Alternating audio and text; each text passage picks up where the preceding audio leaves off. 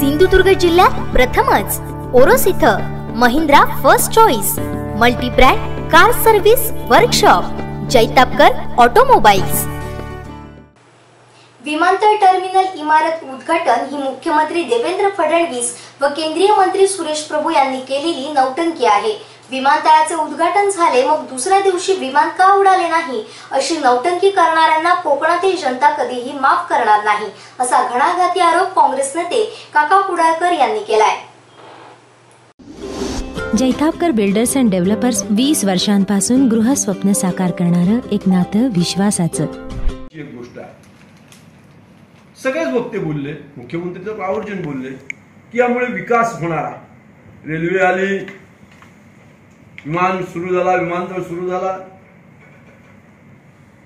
जलवाहतूक होईल सुरू की ना माहित नाही, हायवे झाला।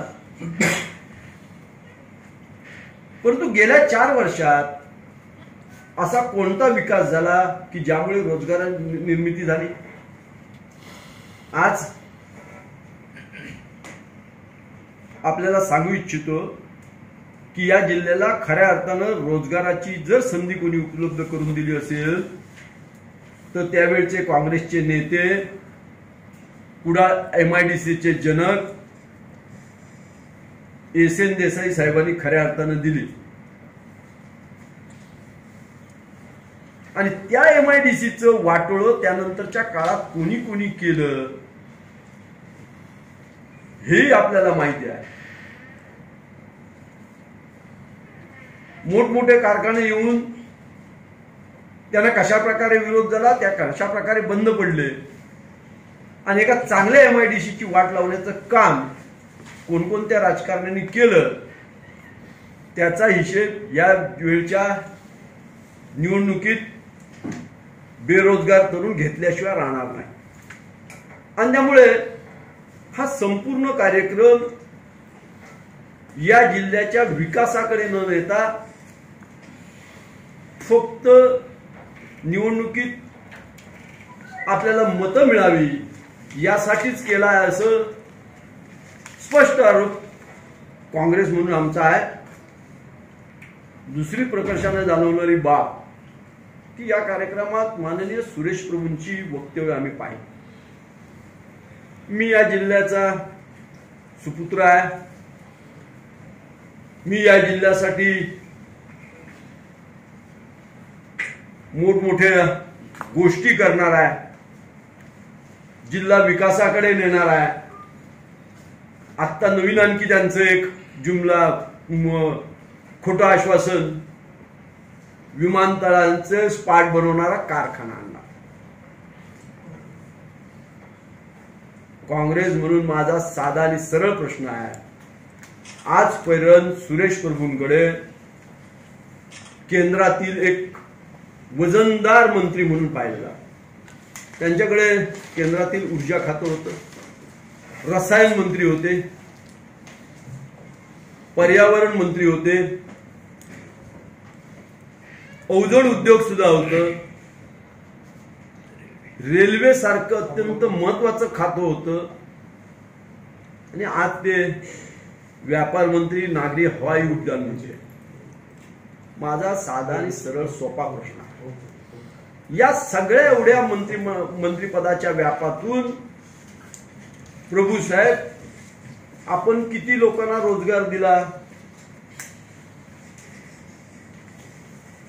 आज तुम्ही सांगता अमुक कारखाना मी करेन, आपण पहिल्या मंत्रिपदाचं स्वीकारल्यापासून किती वर्ष झाली? आपण एक तरी कारखाना उभा केला का? आपले कोणी हात धरले होते? एकही गोष्ट सुरेश प्रभू पूर्णत्वास नेत नाही। एकही सावंतवाडी टर्मिनस व्हावं जेणेकरून आज या भागातील जी जनता गाड्या आरक्षित झाल्यामुळे अडचणीत येते त्या लोकांना हक्काची गाडी मिळावी या उद्देशाने या टर्मिनसकडे आम्ही पाहतो। आजही ते टर्मिनस पूर्ण झालं नाही। आजही सावंतवाडी किंवा कुडाळमध्ये रेल्वेत पाणी भरण्याची सोय करता आली असती तीही केलेली नाही. फक्त प्लॅटफॉर्म आणि बांधकामाचं जी काही कामं झाली ती त्यांच्या मर्जीतल्या ठेकेदारांची पोट भरण्यासाठी कामं झाली. याच्या पलीकडे या जनतेला काहीही मिळालेलं नाही. आज कोकण कन्याची अवस्था काय? 300-350 पेक्षा जास्त वेटिंग असते. आज ही 24 डब्याची गाडी आहे, 26 डब्याची का करता येत नाही? रेल्वे मंत्री असताना 2 डबे वाढीव का देता आले नाही आपल्याला? तुतारी 12 डब्याची गाडी आहे, का डबे वाढवता येत नाही? दिवाची तीच अवस्था आहे, 18 आहेत, ती सुद्धा 24 डब्याची होऊ शकते. आमच्या जिव्हाळ्याचे प्रश्न प्रभू साहेबांनी कधी समजून घेतले का, असा एक प्रश्न माझ्यासमोर. कल्याण सावंतवाडीची मागणी बऱ्याच जणांची आहे, आमची मागणी आहे, कल्याण सावंतवाडी पॅसेंजर द्या. लालू प्रसाद रेल्वे मंत्री होते, त्या भागातील कुंभारांचा व्यवसाय चालावा म्हणून कुल्हाडमधून चहा देण्याची योजना त्यांनी आणली. मटक्यामधून